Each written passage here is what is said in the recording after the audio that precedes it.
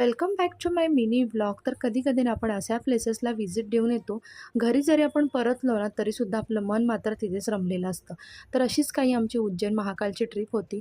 त्यानंतर आम्ही इंदोरलासुद्धा व्हिजिट केलं. तर इंदोरला काल रात्री स्टे करून मग नेक्स्ट डेला आम्ही असं मॉर्निंगला सकाळी फिरायला निघालो होतो. लालबाग पॅलेस.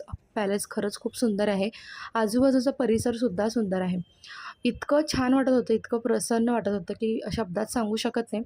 त्यानंतर ऑन द वे महेश्वरला जाताना आम्ही एका रेस्टॉरंटला थांबलो, जेवण केलं आणि फायनली येऊन महेश्वरला पोहोचलो.